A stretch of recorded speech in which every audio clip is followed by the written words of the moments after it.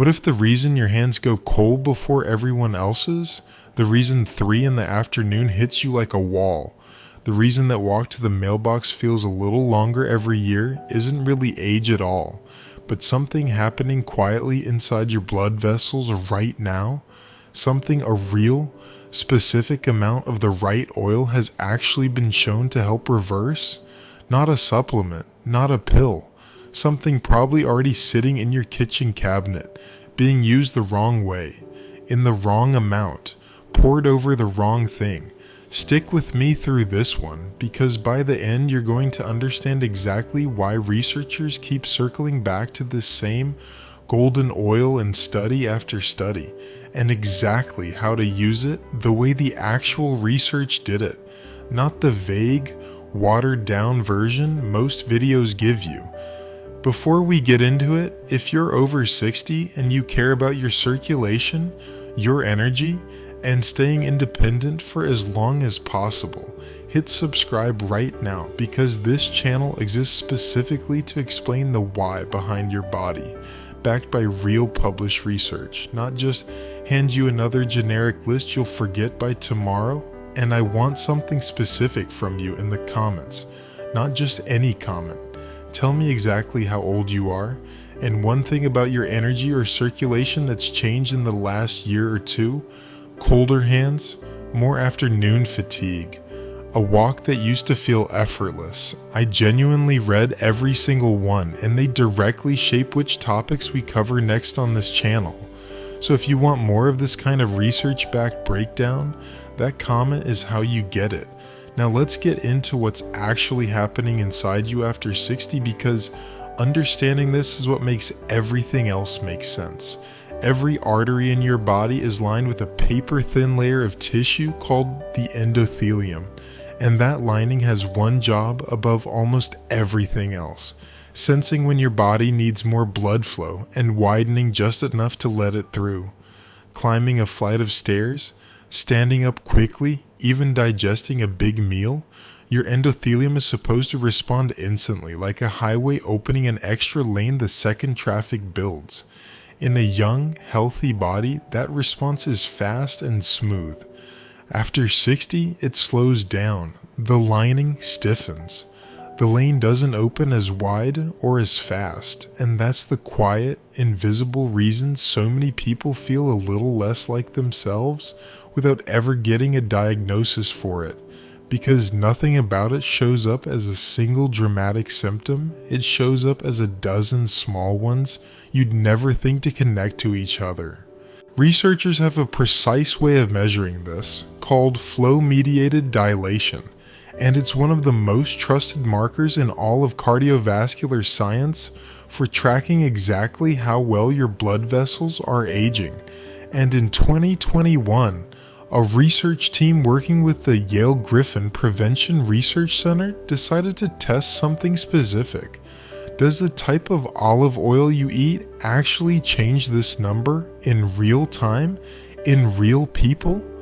They took 20 adults, gave one group a high-polyphenol extra virgin olive oil, and another group a refined olive oil stripped of those compounds, and measured their flow-mediated dilation 2 hours later.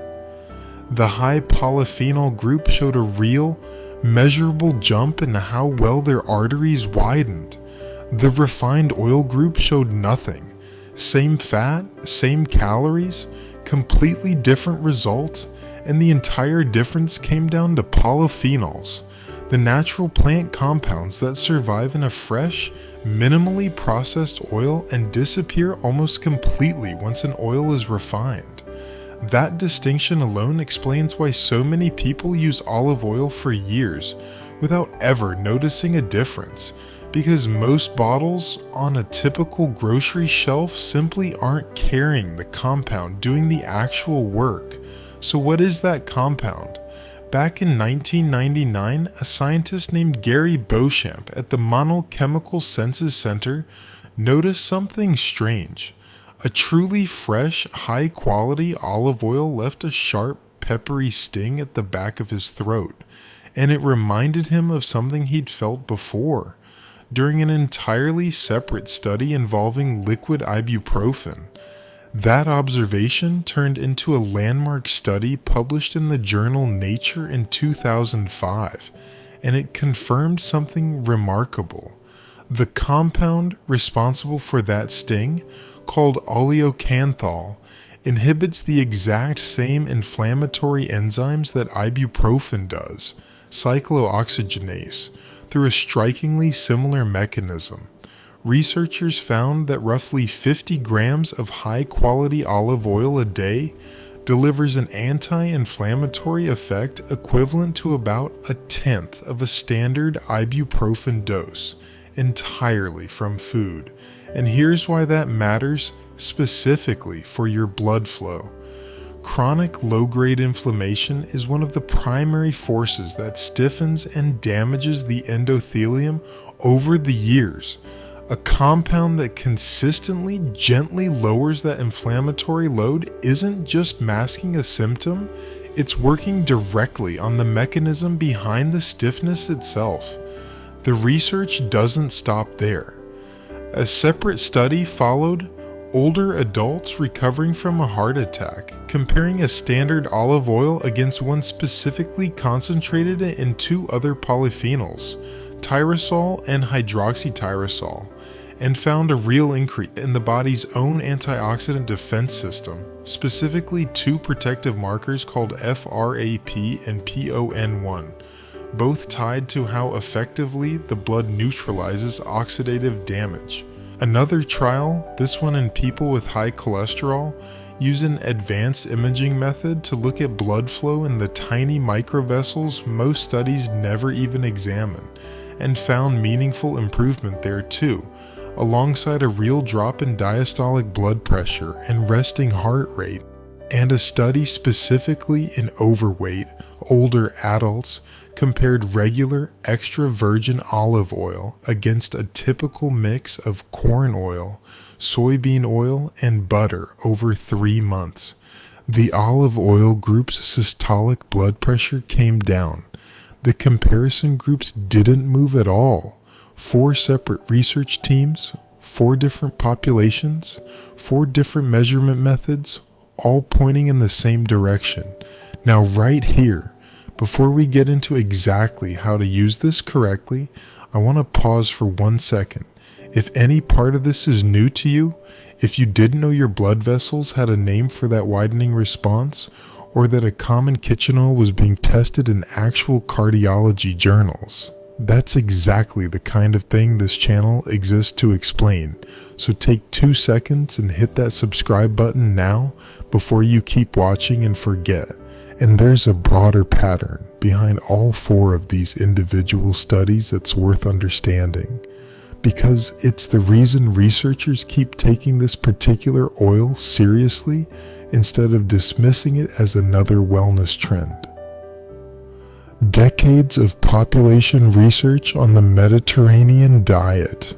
The eating pattern built around this exact oil as its primary fat source has consistently linked it to lower rates of cardiovascular events in people who follow it closely. And for a long time, nobody could fully explain why, since the diet includes dozens of foods at once. What these smaller, tightly controlled trials have done is isolate the oil itself, strip away every other variable, and still find a real, measurable effect on blood vessel function on its own. That's a meaningfully different kind of evidence than simply noticing that people who eat a certain way tend to be healthier, because it points directly at a mechanism rather than a correlation. And it's part of why this particular oil, out of everything included in a Mediterranean-style diet, keeps getting singled out for its own dedicated trials. So let's talk about how to actually use this. The way the research does it, not the vague version most people hear about. First, skip anything labeled simply olive oil or light olive oil on a regular shelf, because those are almost always refined and stripped of the very compounds this entire story is built around. And here's something worth knowing before you even pick a bottle.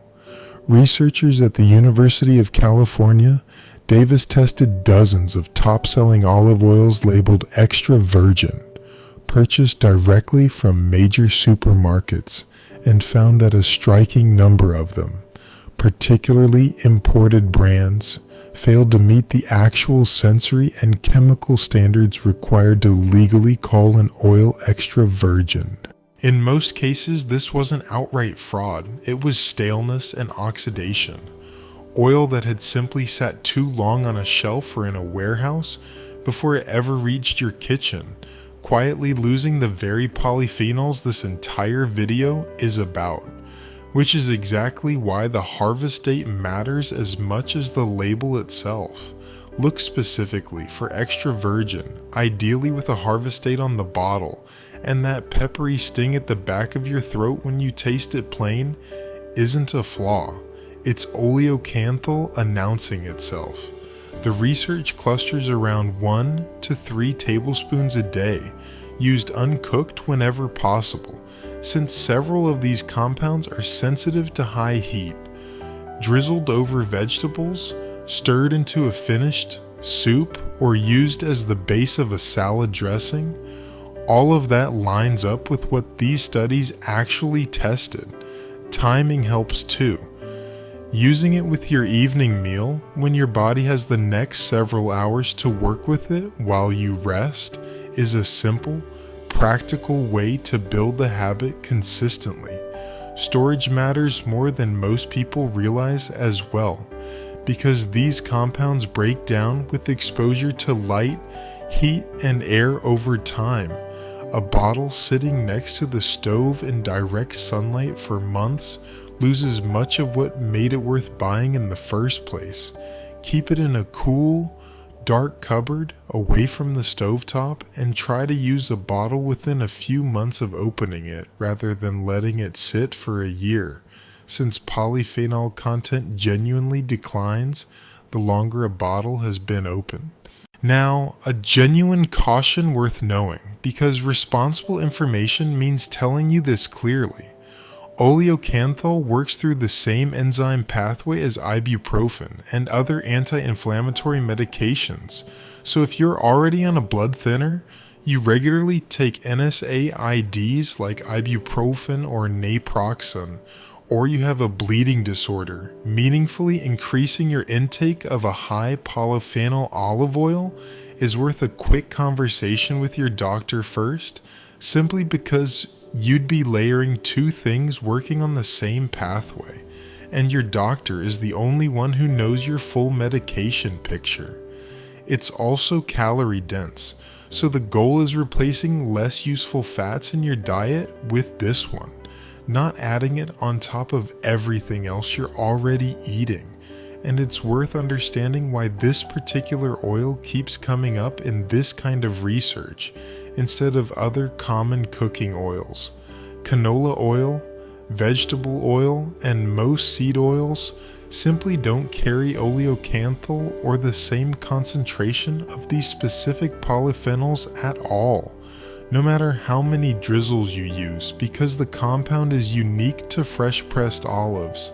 Avocado oil carries some beneficial compounds of its own and is a reasonable choice for high heat cooking, but it hasn't shown the same specific flow-mediated dilation results in controlled trials that fresh, high polyphenol extra virgin olive oil has. This isn't about villainizing every other oil in your kitchen, it's about understanding that for this particular effect, on this particular mechanism, the research keeps pointing at one specific option, used a specific way. Let me bring this down to what it actually looks like for a real person, because that's where all of this research finally means something.